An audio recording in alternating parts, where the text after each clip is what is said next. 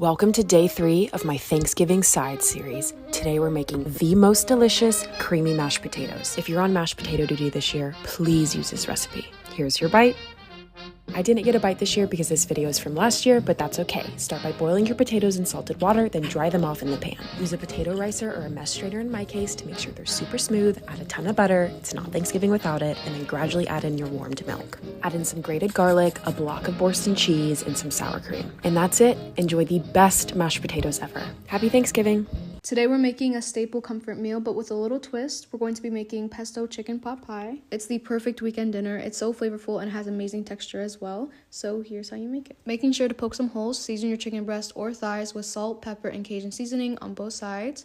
We're going to cook the chicken in a Dutch oven with olive oil for about 6 minutes per side or until fully cooked. And you're going to remove your cooked chicken from the pan and shred it using a fork or a stand mixer. In these clips, I'm using a regular pan, but you're going to see further along in the video that I switched to a Dutch oven because it wasn't big enough, so don't make the same mistake that I made. But once your chicken is shredded and fully cooked, we're going to add our pesto into our shredded chicken. Make sure everything is nice and evenly coated, and we're going to set it to the side. In the same Dutch oven with our chicken removed, we're going to melt 5 tablespoons of butter over medium heat. We're going to add our cubed potatoes as well as our diced onion and saute until translucent. After you've sauteed that, go ahead and add your minced garlic, celery, carrot, thyme, parsley, red pepper flakes, garlic powder, onion powder, cayenne, salt, and black pepper. And we're going to stir well, saute for about 3 to 5 minutes. Now we're going to add 3 more tablespoons of butter in our skillet with the rest of our ingredients, and we're going to stir in our all-purpose flour to create a roux, and we're going to cook down our flour for about 3 more minutes. Now gradually pour in your chicken broth, then add your heavy cream and stir until combined. We're going to add our shredded chicken and bouillon cube to our Dutch oven, stirring to distribute everything evenly. We're going to let our sauce simmer until thickened on medium heat. It really shouldn't take that long, and then we're going to reduce the heat to low, and we're going to simmer for about 15 more minutes. Lastly, taste your filling and see if you'd like to adjust the seasonings at all. I'm a firm believer that cooking is a personal experience and not everybody is going to like the same amount of seasoning. So go ahead and taste it and adjust it the way that you would like.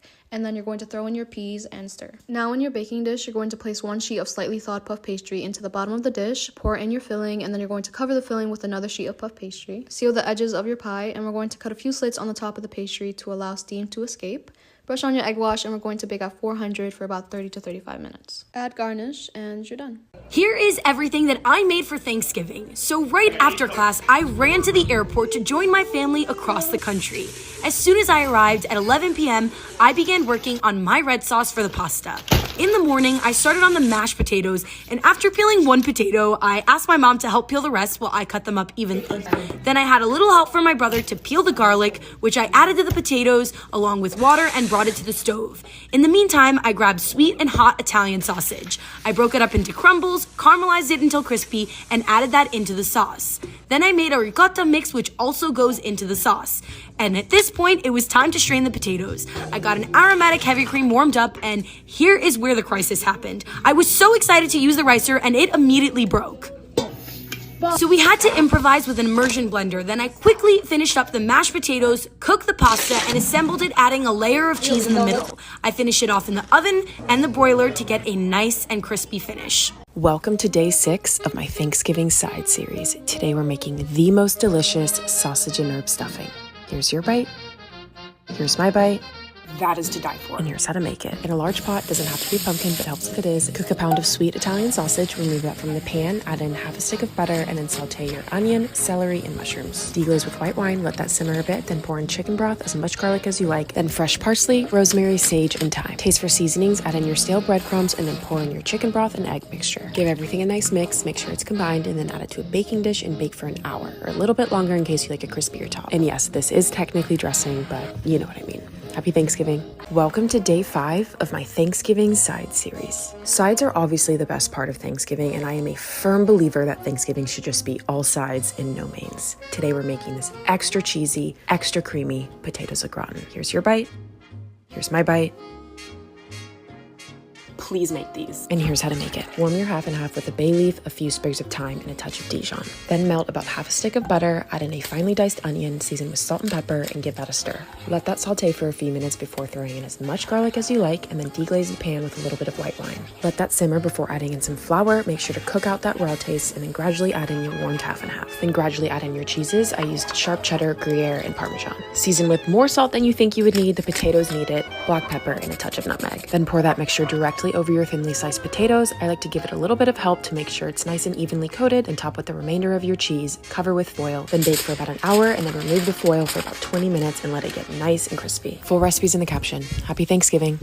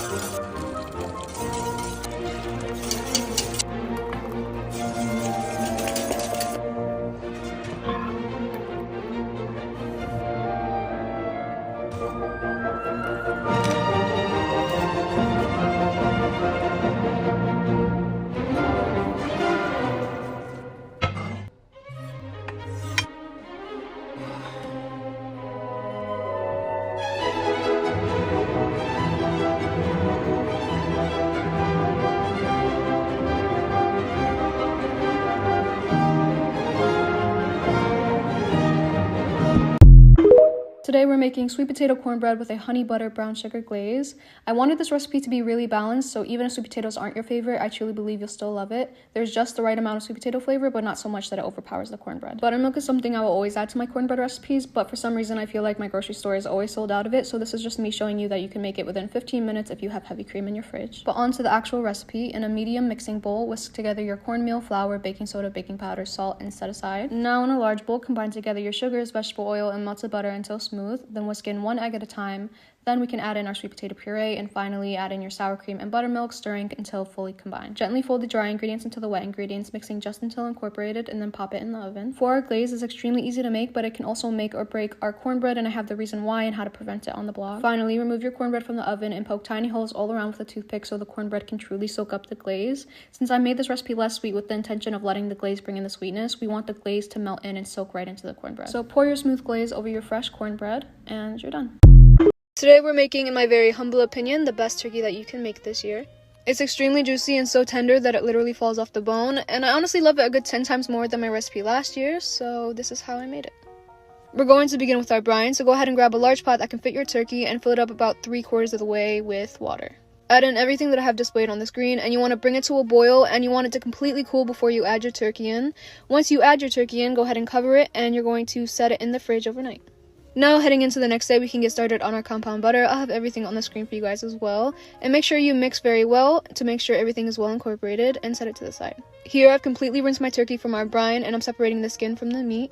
And you're going to go ahead and grab your compound butter and add it inside the skin as well as on top, and then season and make sure you rub in your seasonings. And I'm also injecting some garlic butter. Stuff your turkey with whatever you'd like, and we're going to tie the legs together and bake at 400 degrees for about 2.5 hours. And while it was cooking, every 30 minutes I injected it with the juice that fell to the bottom of the roasting rack, and you're done.